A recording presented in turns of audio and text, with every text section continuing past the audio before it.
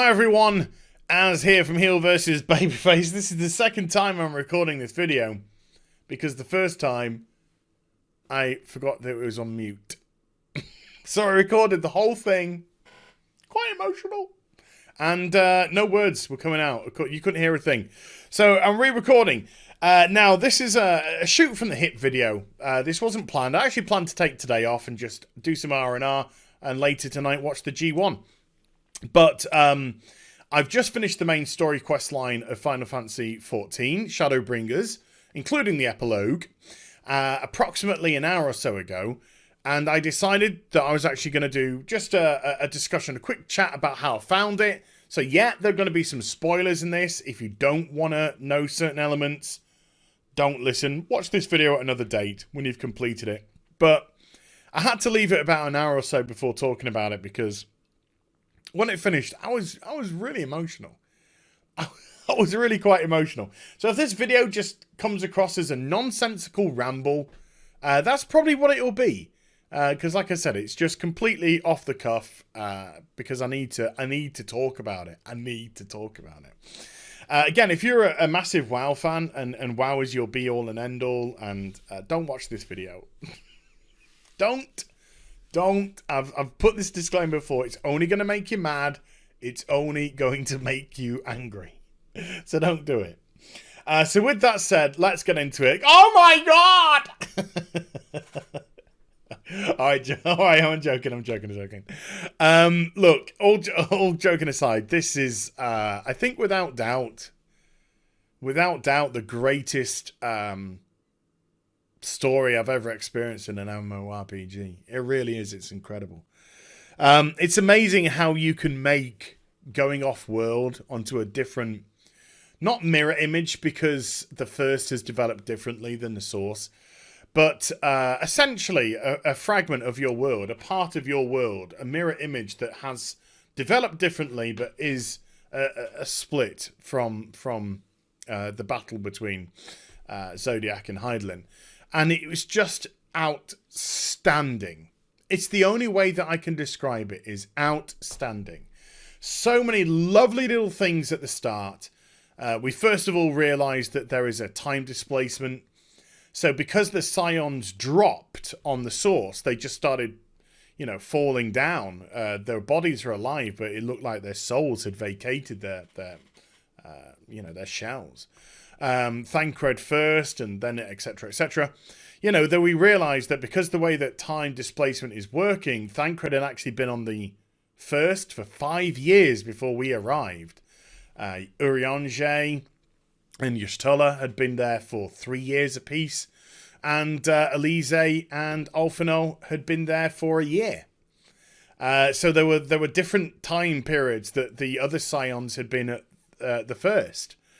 And in that time, they'd grown, they'd changed. Things had happened.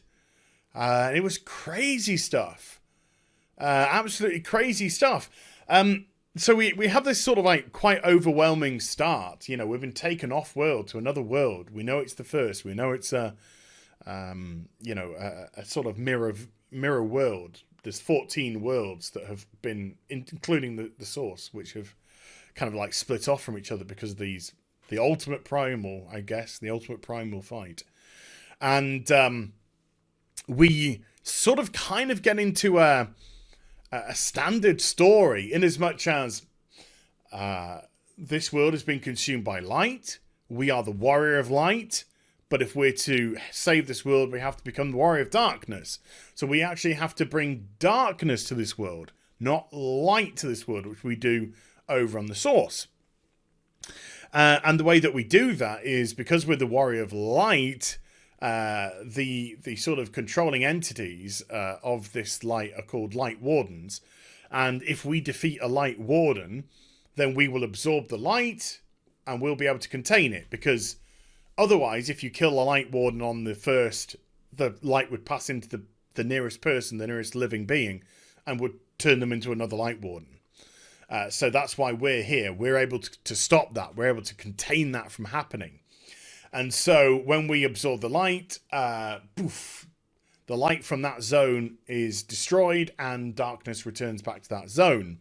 And so it looks like we're doing a sort of standard-ish story in as much as we're discovering things about the first, we're discovering things about, our Scion comrades that we haven't seen for a long time. And each Scion seems to be represented in a different zone as well. And so not only do you get a change of zonal aesthetic, you get a change of personality in the zone too, because, Y'shtola is massively different in personality to Thancred or to Alphinaud. So yeah, you get this whole different dynamic when you go into the zones, while saying this, keeping true to the main story. And so you do a couple of these zones, you do a couple of these Light Warden kills, and you bring back darkness to these zones, and people are rejoicing. The Warrior of Darkness has arrived to save us. It's been foretold and all this kind of stuff, as Fable has it. And then you think, okay, this is rather standard but fun. Don't get me wrong, very fun, but kind of standard. Yeah. And then it all goes wrong. It just all goes wrong. Emmett Selk arrives, who's the Ascian, who had taken over the body of Solus. And, or the, what's-my-jiggy? When you do a copy, I've forgotten what it's called. Never mind, it'll come to me. But yeah, he turns up and he's like, well, hey, let's not fight. I just want to observe what's going on here. So he's sort of like watching us, and he's like, you think you're doing right, don't you? And we're like, yeah. And he's like, okay, whatever. Being a bit of a dick. He is, but the Scions are our enemies. The Ascians, are our enemies. The Scions aren't. So he's being a bit of a dick. And so we're just thinking, okay, all right, yeah. So we kind of kill a couple more Lightbringers, or another Light Warden, and suddenly we start to have some problems. Suddenly we're like, oh, something's not going on, something's not right. And I think Y'shtola was the first person to pick up on it, saying, there's something wrong with his ether. There's something not quite right here. And so we realize that we aren't dissipating the light. We are storing the light. So we're killing these Light Wardens, bringing darkness back to these zones. But instead of dissipating the light that they had, we're just storing it like a massive light battery. And it's fracturing our very soul. We can't contain it. There's too much. But we persist in going on because we think we're doing okay, and we think I'm okay. When I say I, of course, I'm referring to the Warriors of Light/Darkness. And of course, we get into the innocent fight, which is wonderful. And everything falls apart then. Emmett Selk, who's actually had moments of vulnerability during the leveling procedure, shows his hand as, yeah, I am the bad guy. To us. I say to us because this is going to get so muddied by the end, in a great way, by the way. You don't know what to think. So Emmett Selk takes out the Crystal Exarch. I won't say who the Crystal Exarch is. I'll leave that as a secret in case people don't know. And takes out the Crystal Exarch. We can't control the light. We're going nuts. Emmett Selk tells us, look, light returns to the whole world because we've now become a Sin Eater. Essentially, we are a Sin Eater. We have become a Light Warden. And it's inevitable that we're going to change into a Light Warden. It's just a matter of when. So, Minfilia, a.k.a. Reen, which we'll get on to in a little bit, manages to stabilize us for the time being. But like I said, it's just a matter of time, and we're going to go and we're going to become a Light Warden. If we become a Light Warden, the only way we can satiate our need for light is by killing. Is by wiping out the planet, wiping out the Scions, wiping out everything. Everything will go. Everything will be consumed by light. It will create the 8th calamity, 8th umbral calamity, or Umbra calamity, whichever one it is. And yeah, we think it will just create that, and that will be, and that in itself will be devastating enough. But there's going to be more. So it's going to be catastrophic. And so we have this like very down moment. And of course, throughout our whole journey, Albert's been with us. Albert's been telling his story. His story is heartbreaking. I don't know about anyone else's class quest, but I did the physical DPS class quest, and it's heartbreaking because you have to go after one of the Warriors of Light, which has been turned into a Sin Eater. And it's all kind of like a major low. But we decide to go after Emet-Selch. And we go under the water. Again, I'm not going to say how, because it's this lovely little bit. We go under the water, and we actually create like a huge air bubble of sorts, which removes the sea for the time being. And we come across, some beast tribe and whatnot, and they're just like, are you part of the other guys? So like, yeah, yeah, if it helps, yeah. And he talks about, eventually, we find about this city under the sea. So, being a realist in an MMORPG, when somebody talks to me about a city in an MMORPG, under the sea, I just have these images of, just a few ruins here and there, Like in Ilmeg, the lake. If you go under the lake, if you go underwater, then you'll see the ruins of the town. And you kind of think, right, that's what we're going to see. We're going to see lots of that. And so we venture through this twisting corridor of a maze, and we end up coming out on this cliff face, and there is a fucking city. A huge, huge city in front of us, which turns out to be a rebuilt or a reimagined Amaurot, which was the major city for the Ascians.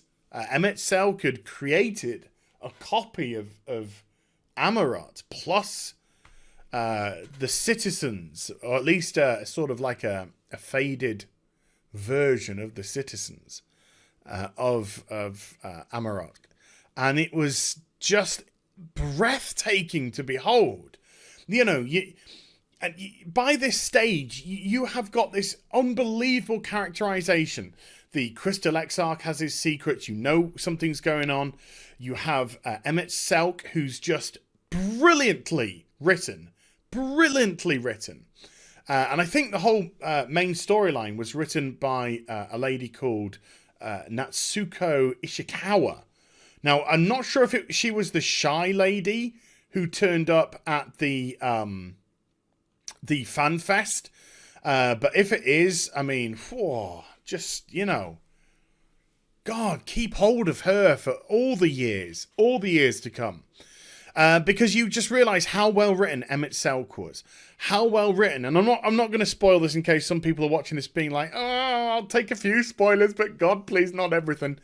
The whole transition with Minfilia and Reen, the whole way that was done and developed, and just incredible. And so we come into Amaurot, and when we see the true nature of it all, and we get transported above the world, and we can literally see the whole world being destroyed. And I'm just like, people were going nuts when they were on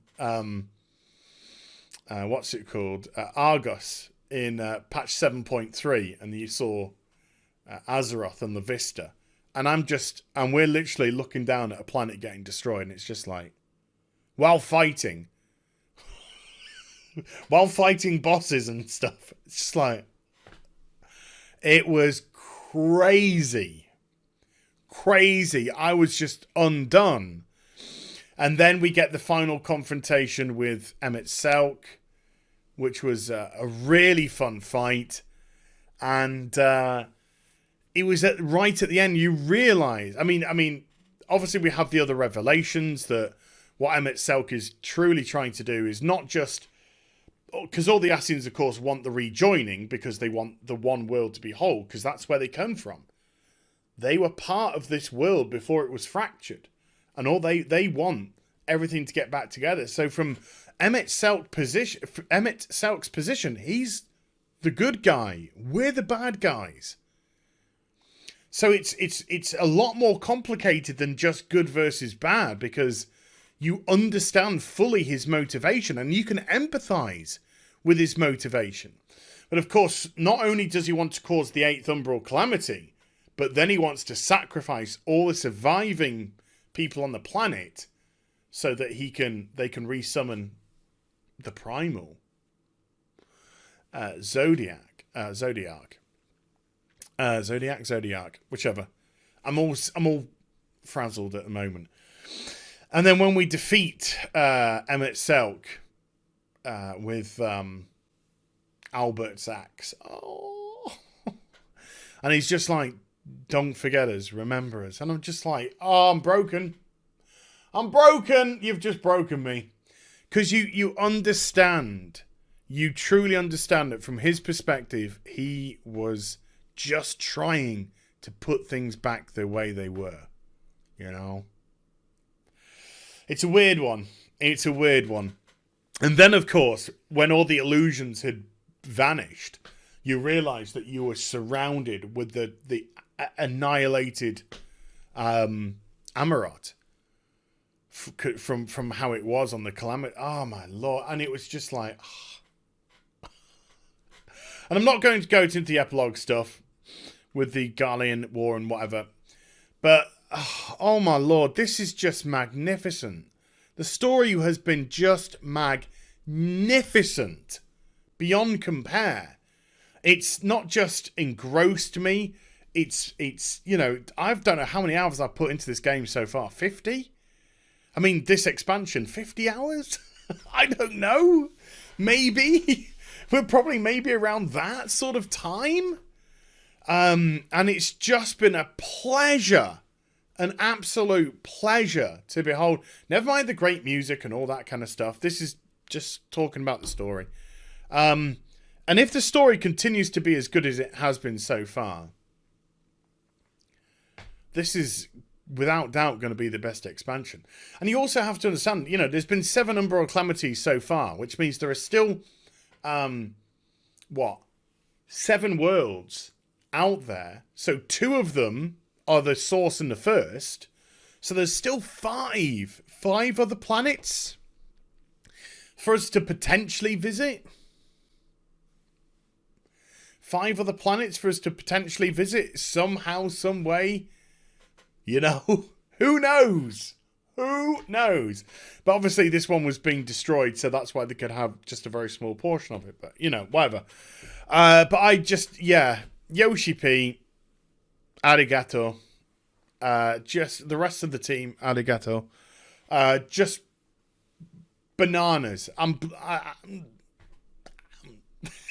It's got to that point where you're just so overwhelmed and blown away by just amazing storytelling, amazing characters, being invested, you know, desperate to log on to find out more. Oh man, this is a feeling I haven't had with an MMORPG for such a considerable amount of time, man. Oh God, just so good. So yeah, if this video is just like an utter rambling session for you, I didn't plan on doing a video anyway. But I thought I'd share it with you nonetheless. So I hope you enjoyed the vid. If you did, do get a thumbs up and also subscribe to the channel. Follow me on social media and Twitch for live streaming. Links are in the description box down below. And I'll be back with some more stuff very soon. You take care. Bye for now.